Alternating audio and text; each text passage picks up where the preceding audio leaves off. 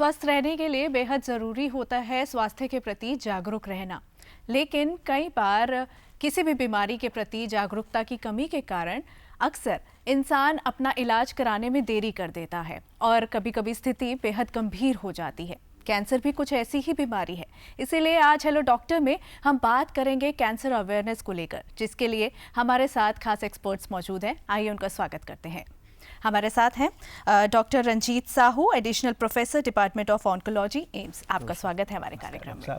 और ऑनलाइन माध्यम से हमारे साथ जुड़ रहे हैं doctor Anil Takwani, director and consultant clinical oncology, Sharda अस्पताल, ग्रेटर नोएडा से। डॉक्टर साहब, good morning. Good morning and नमस्कार। नमस्कार। और यदि आप कैंसर विषय पर कोई सवाल करना चाहें डॉक्टर से, तो हमारा स्टूडियो का नंबर नोट करें, 011 दिल्ली का STD कोड, और नंबर है 23097532। दैट्स 011-2309-7532। डॉक्टर रंजीत, आपसे शुरू करते हैं। जब बात कैंसर अवेयरनेस की आती है, कौन सी ऐसी 2-3 बातें हैं जो सभी को ज़रूर पता होनी चाहिए? देखिए, कैंसर एक बहुत घातक बीमारी हो सकती है। It's a life consuming disease. इसके बारे में सबको ज्ञान होना चाहिए। कैंसर कई तरीक़ों से आता है। जैसे हम लोग बोलते हैं ट्यूमर, तो शरीर में किसी विभाग में अगर किसी भी पार्ट में अगर हम लोगों को ट्यूमर होता है, we should consult a doctor. कुछ और कैंसर्स होते हैं जैसे ब्लड कैंसर्स, उसमें जैसे थकान है, खून की कमी है, कभी कभी ब्लीडिंग है, कभी ब्लीडिंग स्पॉट्स हैं, जैसे भी डेंगू वगैरह चल रहा है, जैसे प्लेटलेट की कमी वगैरह होता है। I mean keeping close to a doctor is very essential. हमेशा छोटी मोटी परेशानियों में भी डॉक्टर का परामर्श करना बहुत ज़रूरी है। उससे कैंसर का निवारण हो सकता है पूरे तरीके से। लेकिन डॉक्टर साहू, बार बार ये कहा जाता है कि कैंसर का इलाज मुमकिन है, पर फिर भी हम देखते हैं कि कई बार स्थिति बहुत ज़्यादा गंभीर होती है कि वो जो रिजल्ट नहीं चाहते हम वहाँ तक पहुँच जाते हैं। तो ऐसा क्यों, क्या वजह है कि सही समय पर वो इलाज नहीं हो पाता? देखिए, अगर मैं स्टैटिस्टिक्स के हिसाब से बताऊं, भारत में अभी सबसे पहले नंबर पे कैंसर है ब्रेस्ट कैंसर। ब्रेस्ट कैंसर अगर सही समय पे पकड़ा जाए तो it is close to curable in 90% of the cases. अपना जो अगर फीमेल कैंसर्स की बात करें तो दूसरा नंबर पे आता है सर्वाइकल कैंसर। सर्वाइकल कैंसर भी ऐसे ही है। आई मीन वो जल्दी पता भी चल जाती है और उसका भी क्योर रेट करीब 90% है अगर हम लोगों ने सही समय पे उसका इलाज करवाया। तो ऐसे बहुत सारे कैंसर्स हैं। बहुत सारे हम लोगों के रोल मॉडल्स भी हैं, जैसे युवराज सिंह जी रहे। आई मीन ऐसे बहुत सारे कैंसर्स हैं जो दवाइयों से और सर्जरी से पूरे तरीके से शरीर से ख़त्म हो सकती है, and they can lead near normal, एक नॉर्मल इंसान के जैसे वो लोग जी भी सकते हैं। जी, यानी कैंसर की लड़ाई में अर्ली डिटेक्शन बहुत ज़रूरी है और बिल्कुल क्योर भी किया जा सकता है। डॉक्टर अनिल, आपसे जानना चाहेंगे कि आम जनता कैंसर को कैसे समझे? क्या इसमें जो हमारे मानव शरीर में जीन्स हैं उसमें कोई परिवर्तन आता है? देखिए, ये बहुत अच्छा क्वेश्चन है, और ये because cancer awareness day 4 Feb को हम सेलिब्रेट करते हैं। तो मेन जो UICC और WHO जिन्होंने कैंसर अवेयरनेस डे बनाया था, उनका मोटो ही यही है कि लोगों को अवेयरनेस हो, उसके बारे में जानकारी मिले, ताकि हमारा जो मेन एम है अर्ली डायग्नोसिस, जैसे डॉक्टर साहू ने बताया, early diagnosis leads to 90% cure of the breast cancer. तो हमें ये सब चीजों का अच्छे से ज्ञान होना चाहिए। और I will come to your question, like cancer जो है, it's a multifactorial disease. No one cause is can be the cause of the cancer. So basically, right from the gene से लेके lifestyle, eating habit, exercise वगैरह का role बहुत है। जो आप खा रहे हैं, क्या खा रहे हैं, और इसके अलावा जैसे कि स्मोकिंग हो गया, अल्कोहल हो गया, ये बहुत सारी चीजें हैं जो कि मल्टीपल कैंसर, मतलब कि इनडायरेक्टली और डायरेक्टली ये ही कैजुएटिव एजेंट्स होते हैं कैंसर के। अलग अलग कैंसर के अलग अलग कॉज होते हैं, तो ये इस तरह से बेसिकली रहता है। तो डॉक्टर अनिल, जैसे मानव शरीर में सेल बनते भी हैं, बिगड़ते भी हैं, जो अगर कैंसर हो जाए तो असर क्या पड़ता है सेल पर? देखिए, ऐसा है, कैंसर का मतलब क्या होता है? कैंसर बहुत ही, अगर हम समझे तो बहुत सिंपल टर्म है। कैंसर का मतलब होता है, कैंसर सेल वो सेल होते हैं जिनका अनकंट्रोल्ड प्रोलिफरेशन, मतलब अनकंट्रोल्ड मल्टीप्लिकेशन ऑफ सेल होता है। नॉर्मली क्या होता है, हमारे को चोट लगी, वहां पर सेल की जरूरत है, सेल डैमेज हुए ना, तो उसमें जितनी सेल की जरूरत होगी मल्टीप्लाई होके हमारे चेक मैकेनिज्म होते हैं, उतना ही रुक जाता है। पर कैंसर्स में क्या होता है, बिकॉज ऑफ सम म्यूटेशन वो चाहे सोमैटिक म्यूटेशन हो या जेनेटिक म्यूटेशन हो, वो जो चेक मैकेनिज्म खराब हो जाता है, जिसकी वजह से वो सेल्स मल्टीप्लाई करते हैं, और जैसे ही मल्टीप्लाई करेंगे वो जगह उनको अकोमोडेट नहीं कर पाती है, वो मेटास्टेसाइज करते हैं, कभी वो लिवर में चले जाते हैं, कभी ब्रेन में चले जाते हैं, कभी बोन्स में चले जाते हैं। तो इस तरह से कैंसर के बढ़ने का वो रहता है। कुछ कैंसर लोकलाइज रहते हैं, कुछ मेटास्टैटिक बहुत जल्दी स्टेज पे कर जाते हैं। जी डॉक्टर रंजीत, क्या जो भी कैंसर है, हर तरह के कैंसर के सिम्टम्स कॉमन होते हैं? नहीं, आई मीन जैसे सारे सॉलिड कैंसर्स होते हैं, जैसे ब्रेस्ट कैंसर हुआ, सर्वाइकल कैंसर हुआ, उसमें सबसे पहले ट्यूमर का बनना तो शुरू होता है। ट्यूमर मतलब? ट्यूमर मतलब एक अबनॉर्मल स्वेलिंग, गांठ एक तरीके से, वो उसका बनना।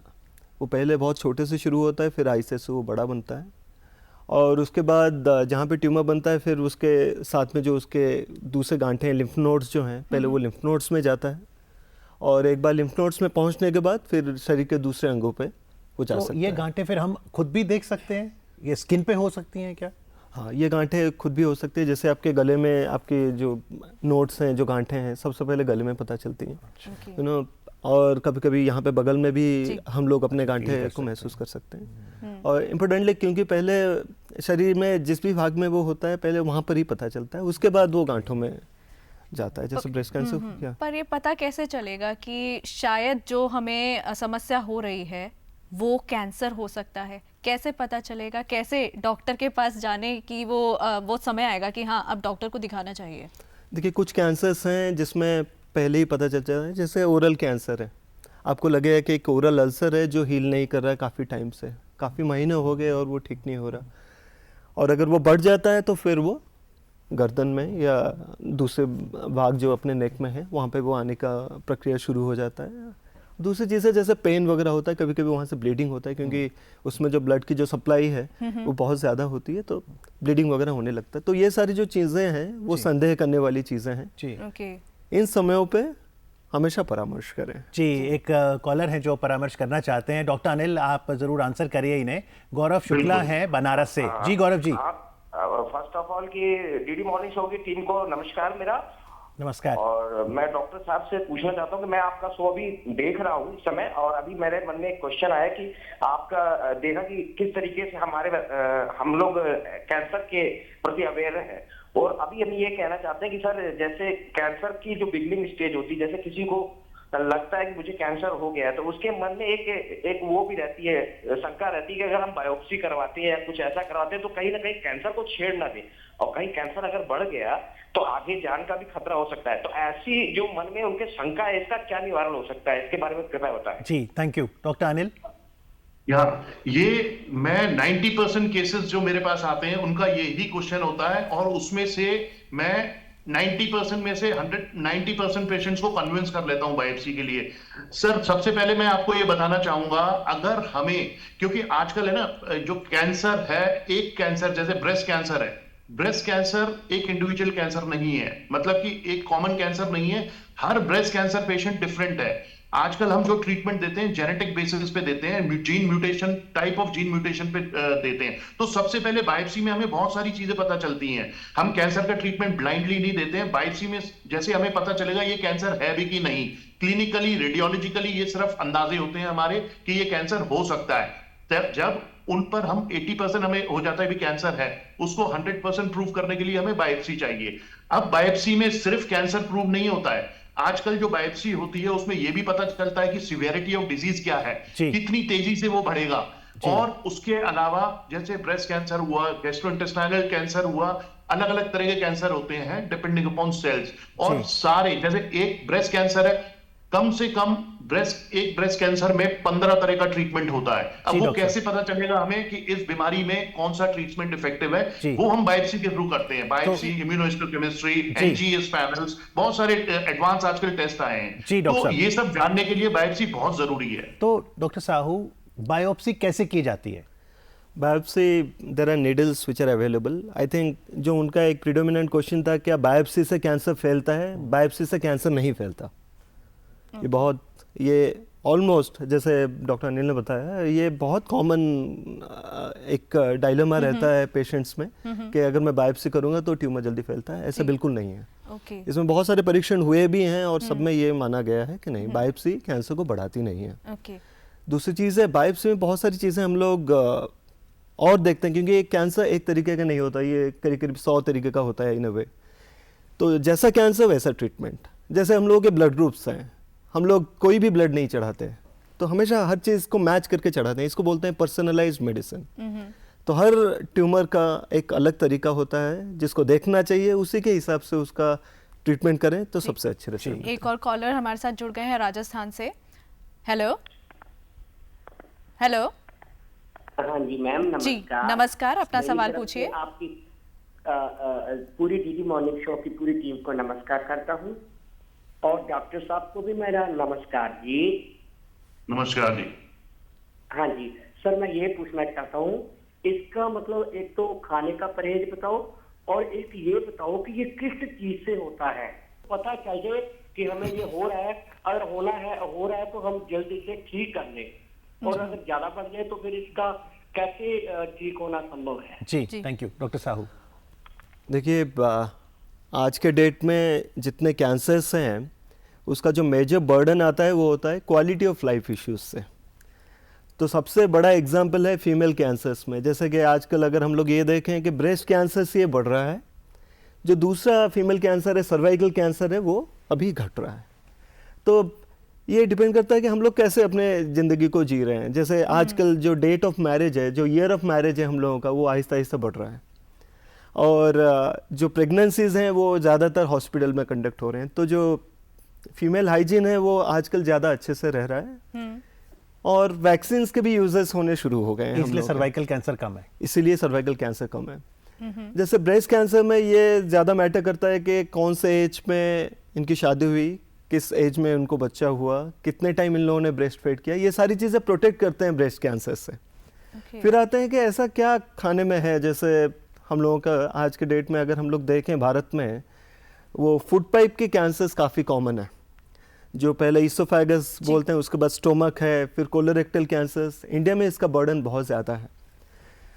एक समय ऐसा था ये सारे कैंसर पाश्चात्य में ज़्यादा होते थे, इन वेस्ट ये ज़्यादा कॉमन थे, इंडिया में बहुत कम थे, क्योंकि हम लोगों की जो खाने की जो प्रक्रिया, ये जो हम लोग जिस तरह से खाना खाते थे या जिस तरह से हम लोग अपनी जीवन शैली जिस तरह की थी, उससे ये सारे कैंसर हम लोगों के कम है। लेकिन आज के डेट में हम लोगों में और पाश्चात्य में जो हम लोगों की जो शैलियाँ हैं वो आहिस्ता आहिस्ता करीब करीब पास पास ही आ चुके हैं। जी कुछ जैसे स्टोमक कैंसर है, इसका पूरा का पूरा खाद्य से ही होता है, किस तरह से हम लोग खाते हैं, मिर्ची, तेल।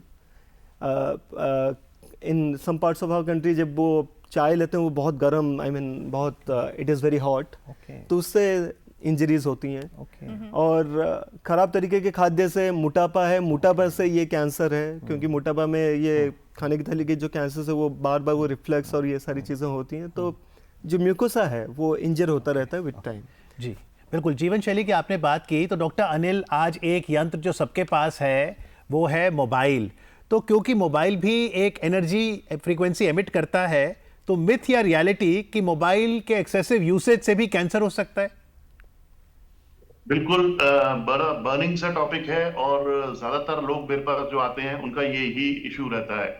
देखिए ऐसा है, नो डाउट मोबाइल से कुछ ऐसी वेव्स निकलती हैं जो हमारे ब्रेन पर इफेक्ट डालती हैं, स्पेशली जब हम लोग डायरेक्ट मोबाइल यूज करते हैं, और स्पेशली तब वो जो वेव्स की इंटेंसिटी तब ज्यादा हो जाती है जहां पर कनेक्शन प्रॉब्लम होता है। ठीक है, पर अभी तक मैं ये कहना चाहूंगा, क्योंकि मिथ ये है कि इससे ब्रेन ट्यूमर्स होते हैं। अभी इस पर रिसर्च चल रही है, अभी कोई भी ऐसा प्रूवन फैक्ट नहीं आया, बट डेफिनेटली ज्यादा मोबाइल यूजेस से आदमी थोड़ा अनईजी रहता है, उसका इफेक्ट ब्रेन पर रहता है, ये प्रूव है। पर अभी कैंसर ये कॉज करता है, it has not been proven, it's the hypothesis which is work is going on it. Okay, एक कॉलर है इस समय फोन लाइन पर। Hello, good morning. हाँ जी, गुड मॉर्निंग सर। जी हाँ जी, मैं संदीप बोल रहा हूँ सर। मैं ये पूछना चाहता हूँ कि जो स्वस्थ व्यक्ति है, बिल्कुल स्वस्थ है, जिसे कोई बीमारी नहीं है, तो वो ऐसा क्या करे कि उसको in the future he will not be affected with cancer. जी। और दूसरी बात है कि क्या कोई मेजर्स हैं जिससे ये पता चल जाए कि कोई कैंसर प्रोन है या नहीं है। Thank you sir. Doctor Sahu. ये बहुत अच्छा क्वेश्चन आपने पूछा मैम। ऐसे कुछ कैंसर होते हैं जो वंशगत होते हैं। जो सबसे कॉमन उसमें है ब्रेस्ट कैंसर। कभी कभी कुछ कोलोरेक्टल कैंसर्स हैं जो वंशगत हो सकते हैं, परिवार में दूसरे लोगों को होता है पहले, और उसके जेनेटिक टेस्टिंग होते हैं, उससे ये पता चल जाता है कि हाँ इस व्यक्ति में ये कैंसर हो सकता है।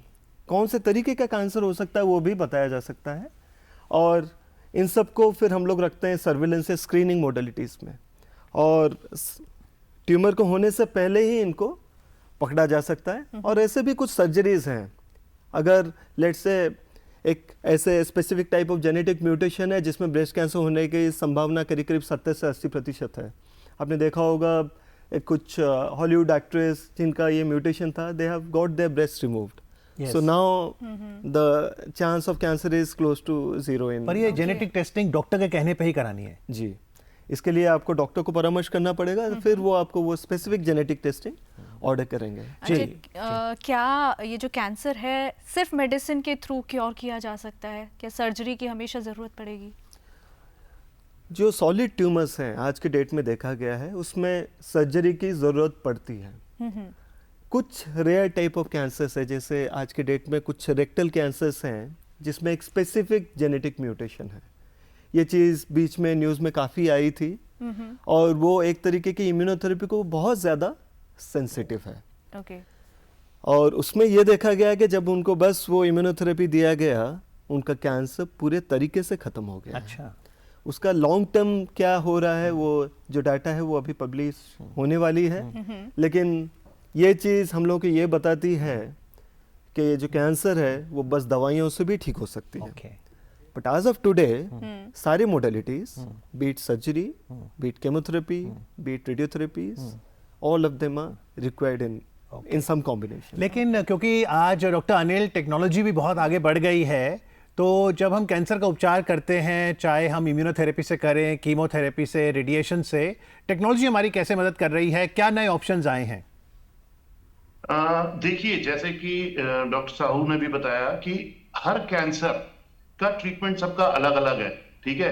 कुछ कैंसर सिर्फ सर्जरी से ठीक होते हैं, कुछ कैंसर तीनों मोडालिटी को मिला के ठीक होते हैं, like surgery, chemotherapy and medical radiotherapy, और कुछ कैंसर सिर्फ रेडिएशन और कीमोथेरेपी से होते हैं। उसका बर्निंग एग्जाम्पल है एनल कैनाल, मतलब गुदा का कैंसर। ये बेसिकली इसमें सर्जरी के चांसेस कम होते हैं, और ये कीमो रेडियोथेरेपी से बहुत बढ़िया रिस्पॉन्ड करता है, और पेशेंट गेट क्योर्ड अगर वो अर्ली या मिडिल स्टेज में है। ऐसे ही हम सर्वाइकल कैंसर, जो कि इंडिया में बहुत कॉमन है, लोगों को डर लगता है इससे, बट मैं लोगों को ये अवेयर करना चाहूंगा कि इसमें भी ज्यादातर stage 90% of the time we don't need any surgery. तो ऑर्गन प्रिजर्वेशन नाम का आजकल लेटेस्ट आया हुआ है, जिसमें हम पूरा ऑर्गन प्रिजर्व कर सकते हैं, फीमेल की बच्चेदानी को प्रिजर्व कर सकते हैं, और कीमो रेडिएशन इसका बहुत बढ़िया ट्रीटमेंट है, और 90% ऑफ पेशेंट आर क्योर्ड।